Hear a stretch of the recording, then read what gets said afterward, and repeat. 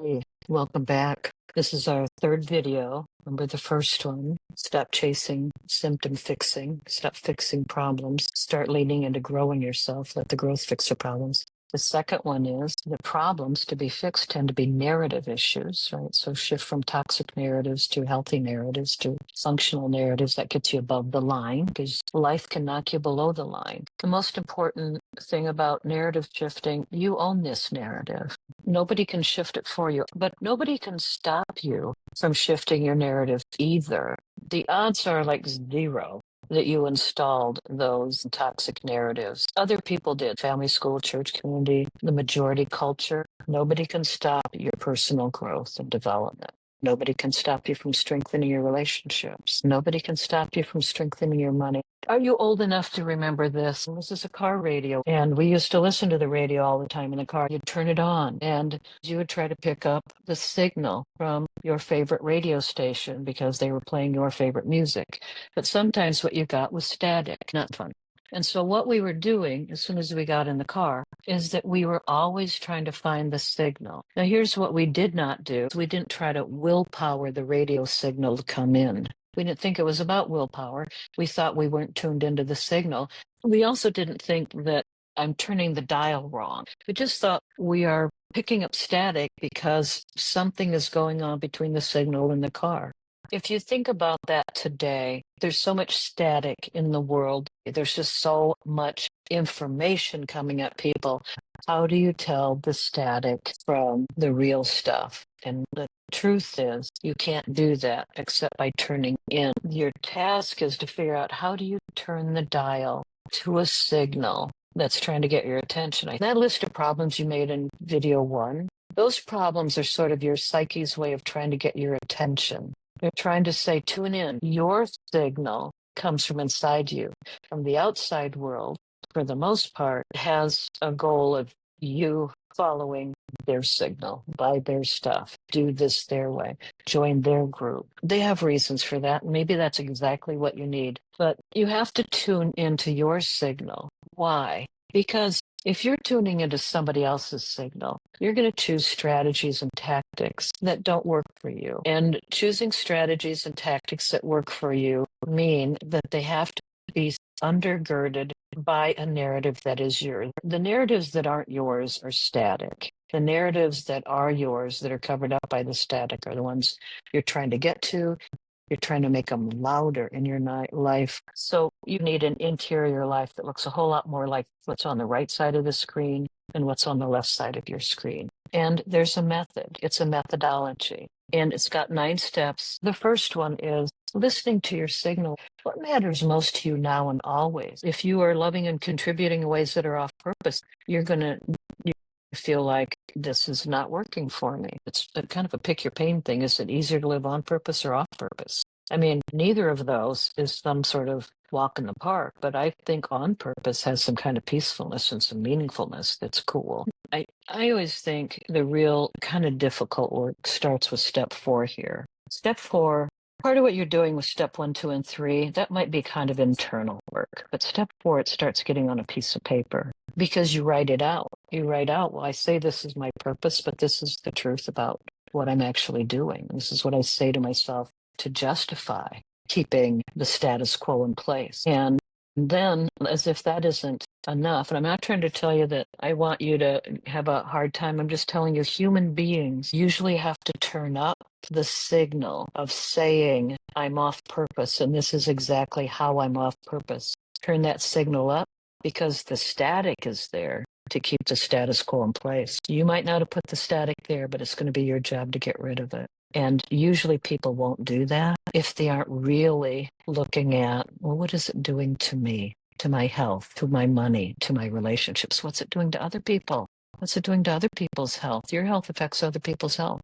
You know, you get in better shape, you inspire other people. You start losing your religion, your faith life, it affects other people. It's affecting community. It's affecting people you've never even met. And you already know that sort of because you can imagine if everything were on purpose in your life, how much larger your life would become, how much more people you would have an impact on, how many more lives would be positively impacted by the talents that you brought to this planet. And The sitting, I mean, most of the time, if people write their old story and then they read it and they read it aloud to somebody, it's usually a very emotional experience for them. And I usually say to people, if it's not emotional, you might have to go back to step 4 and and unearth a little bit more about what's in there. What happens after step 5 is that it automatically, and step 6 gets to be kind of enjoyable, I think. It automatically pushes you into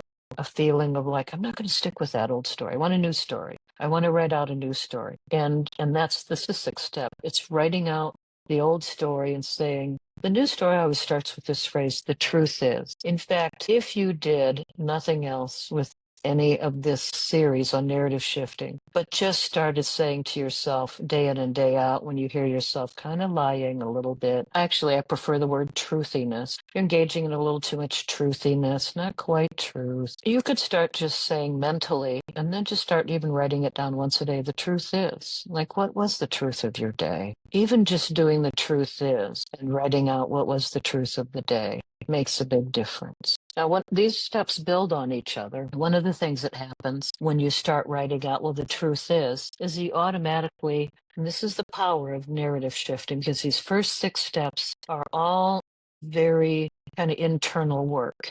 Practically everybody, like on New Year's Eve, when they're doing like their New Year's resolutions, they start with step 7. And that's why it doesn't work, because the first 6 steps are needed so that the small daily actions, the rituals that are created, start at step 7 is where the rubber hits the road, right? You've got the narrative building, the narrative shifting, getting rid of old story, getting new story in place, and then that new story inspires you to do something. Step 8 is log. You're tracking the results that you're getting from the small daily actions. Step 9 is just expecting, say relapse here, but you should expect that it's not going to be a straight A to B kind of path, that something is going to come up.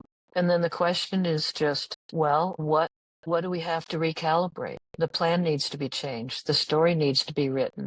Maybe this isn't as on purpose as I thought it was. So the relevant steps are repeated until they hold. If you look at anybody who's done a dramatic change in their life and it is stuck, I guarantee you they did some or a lot of this particular methodology. If they did it on their own, they are the unusual person. This is not a unique methodology. This shows up in some version of this shows up in a lot of self-help books. This is, I think, the best version, the shortest version. You need to do all these steps, but no more. What is hard about this methodology are steps 4, 5, and 6. Those are extraordinarily difficult to do on your own. And as a psychologist, when I finally figured out that it wasn't that people couldn't understand the sequence, it wasn't that they couldn't get an A on the essay. If I'd been talking with them about it, and they could probably write it all out and say, yeah, this is how you do it. It's that they couldn't do it on their own very easily. And if you listen to people who went from a really hard place in life to a pretty good place, they're going to thank particular people in their lives. It isn't really true that anybody does their life on their own. I think we all need each other. We've been doing this for a long time, and our participants report at the end of the program that they're better, even when they do the program more than once, which they do because they often, because of that, wanting more. Yes, I got my health fixed and the marriage is better, but I still want some things with my oldest child who's a little hard to reach. Okay. So they're back the next time looking a little bit more at how to change narratives and skills around the right skills for them to develop around something to do with adult children. They report better. And I always say they report better where it counts. So at the end of the year, we have a conversation with everybody. And the question is, there are more questions than one, but we start with these 3 areas. Is your health better? Yeah, 94% say better health. Again, health defined physically, spiritually, intellectually, emotionally. 94% say I'm better with health. 90% of them say their relationships are better. This is one program. We are not specifically focusing on here, this is how you do breathing. Here, this is how you do. I mean, definitely we teach tactics, no question.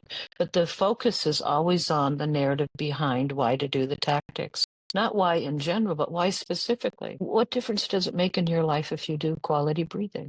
Like, we know the quality breathing will make a difference, but why do you want to do it? What's the point of it? How does it fit for your on purpose life? How does it fit your new story? These 7% say that their finances are better. So, like, here's my thing that I would like to get you to think about. This is our path. Those 9 steps, when done in a community, as I've said, are the proven path. If there's a proven path like that, and at the end of going through it once, and these are aggregated results, we have people who would say that they can't believe. We had one gal who came in as an example, really struggling with just about everything, didn't have her own place, was doing house sitting and dog sitting and everything just to be able to be indoors. Couldn't do a profession that she had and was brokenhearted for a whole bunch of reasons. A whole bunch of relationships were in disarray. By the end of the year, I don't remember how many pounds she lost. I'm going to say 30.